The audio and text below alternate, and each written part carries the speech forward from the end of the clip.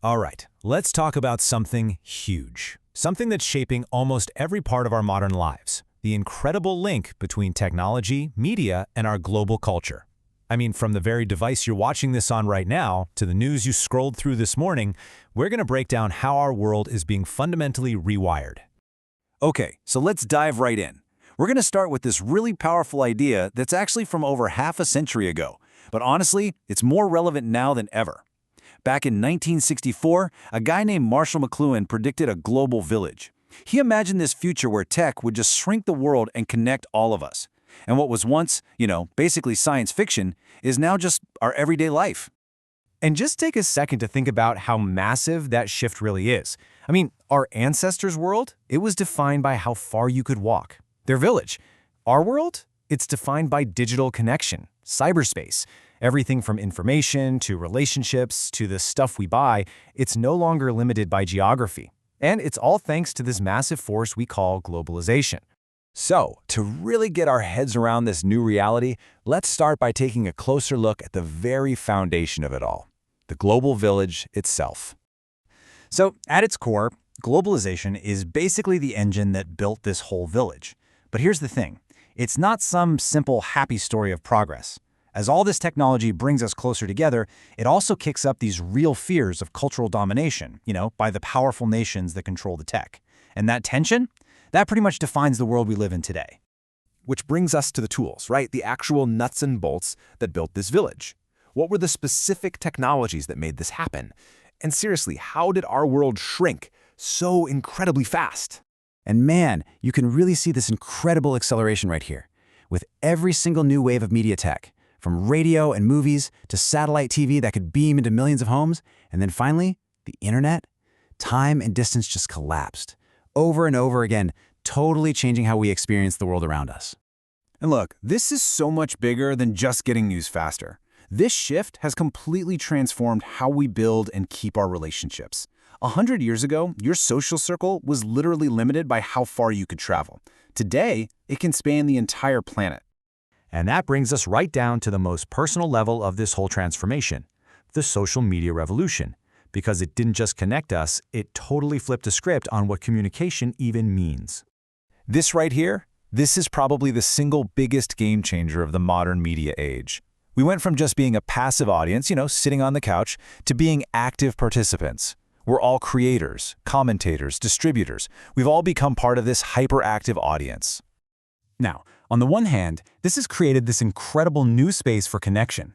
I mean, platforms like Facebook make it possible to keep up friendships and family ties across continents, completely collapsing the distance that would have absolutely weakened those bonds in the past. But there's always a flip side, isn't there? This new arena has a pretty well-known dark side. The ability to so carefully craft our online selves, to present this perfect, curated version of our lives, well, it's led to widespread deception. Studies show that most users feel like dishonesty is just common online. And of course, this environment also opens the door to really serious problems like cyberbullying. This all brings up a really critical question for all of us to think about. In what ways has this technology literally changed the definition of friendship? I mean, really think about it. Are the connections we make through a screen the same as the ones we make face-to-face? Okay, and this power to shape our relationships, it actually points to something even deeper. It's a more abstract idea, but it's incredibly powerful.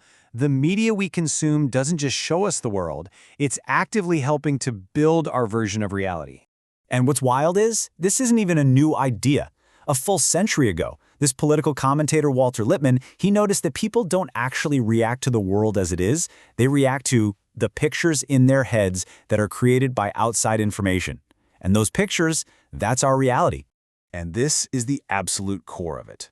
Media outlets aren't just a window looking out onto the world. By choosing what to show us, and just as importantly what not to show us, they build a symbolic environment.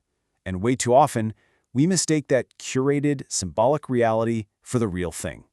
And, the way media influences us, well, it's not always a straight line.